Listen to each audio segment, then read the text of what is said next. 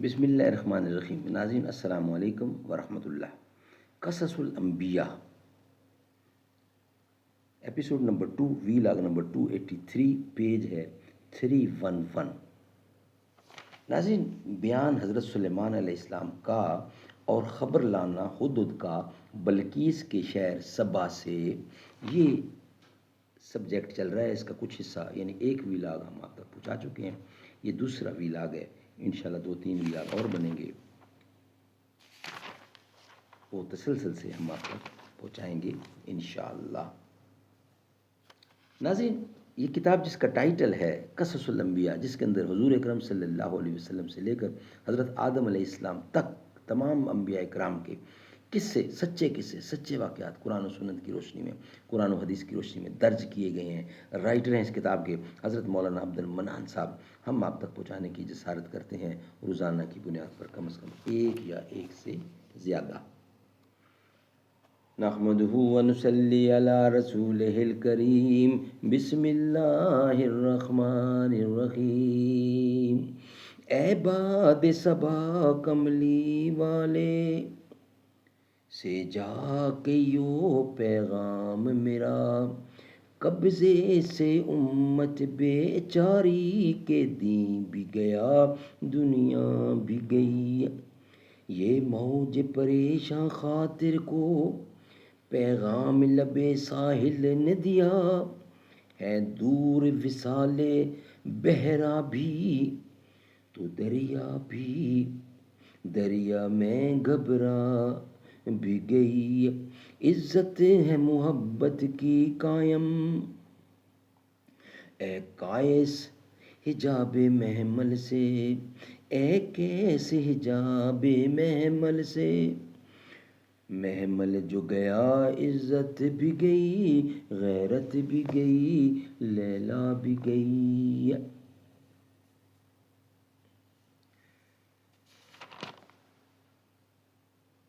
ناظرین، بقیہ حصہ ہم آپ کے سامنے رکھ رہے ہیں۔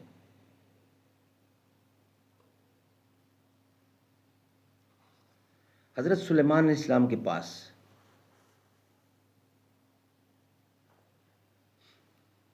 حضرت سلیمان علیہ السلام کے پاس سے آیا ہوں، کبھی بادشاہ کو گویا، کبھی بادشاہ کو یا لشکر کو پانی کی تلاش ہو تو اس وقت وہ مجھے یاد کریں گے، اور میں اس وقت حاضر نہ ہوں گا تو پھر مجھ کو سخت سزا دیں گے، کیونکہ میں پانی کے واسطے مقرر ہوں۔ ناظرین،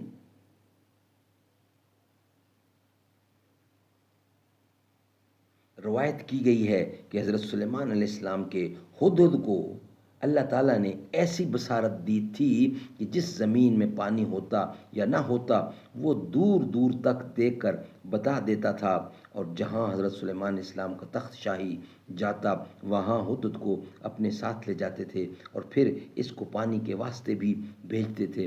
جہاں وہ نشان دیتا تھا حضرت سلیمان علیہ السلام اپنے جنوں کو بھیج کر تالاب و کنواں کھدوا کر وہاں سے پانی منگواتے تھے۔ الغرض، اس ہدہد نے کہا میرے ساتھ چلو اور وہاں چل کر بلقیس دختر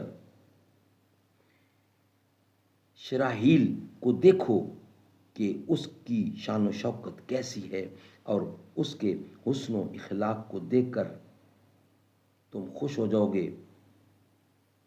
پھر میں اس کے کہنے سے اس جگہ پر گیا اور شہر سبا میں بلقیس کو دیکھا۔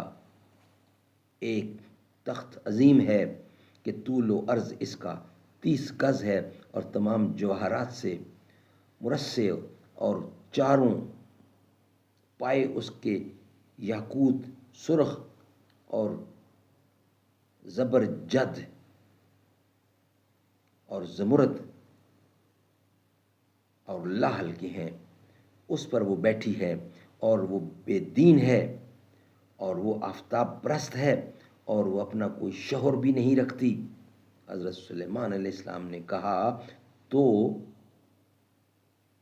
نے جو کہا مجھ کو معلوم ہوا، لیکن تو نے کیوں کر جانا کہ وہ بے دین ہے؟ اس نے جواب میں کہا، قرآن کریم اللہ تعالیٰ کا بتاتا ہے، قولا قولہ تعالی قال اللہ تعالی۔ ترجمہ، حضرت سلیمان علیہ السلام سے خود بولا، میں نے پایا اس عورت کو بادشاہی کرتی اپنی قوم کی، اور اس کو ہر چیز عنایت کی گئی ہے، یعنی مال و اسباب، حسن و جمال، اور اس کا ایک تخت شاہی بہت بڑا ہے۔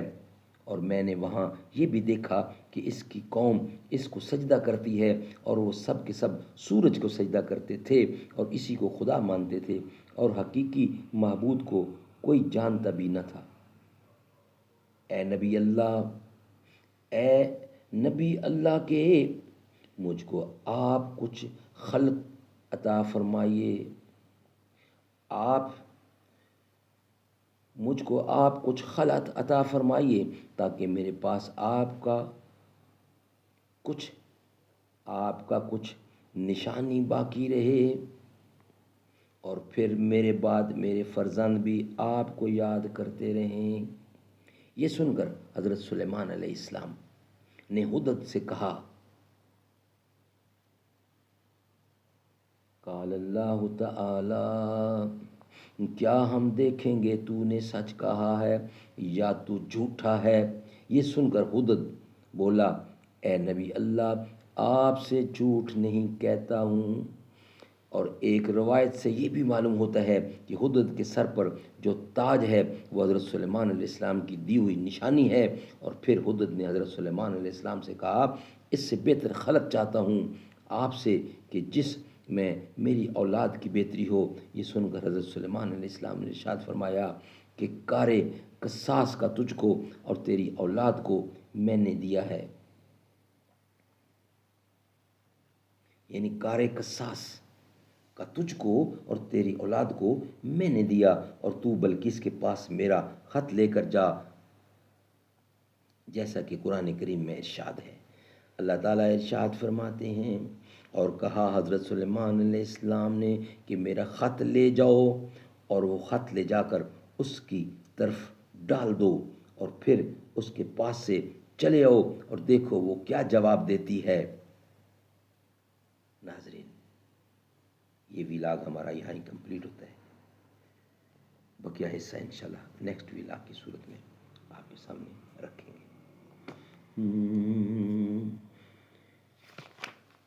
پتوں میں اشجار میں تو ہے، پتوں میں اشجار میں اللہ، روحوں کے اقرار میں اللہ، سوچوں کے انبار میں اللہ، اپنوں میں اغیار میں اللہ، حیدر کے اقرار میں اللہ، حبش کے انکار میں اللہ، باہر اللہ گھر میں اللہ، دل میں اللہ نگر میں اللہ، فکر میں اللہ در میں اللہ، بحر میں اللہ شجر میں اللہ، در میں اللہ منزل میں اور سفر میں، منزل میں اور سفر میں اللہ، تاروں میں اور قمر میں اللہ، یا اللہ ہو یا رحیم یا کریم یا رحمان، یا اللہ ہو یا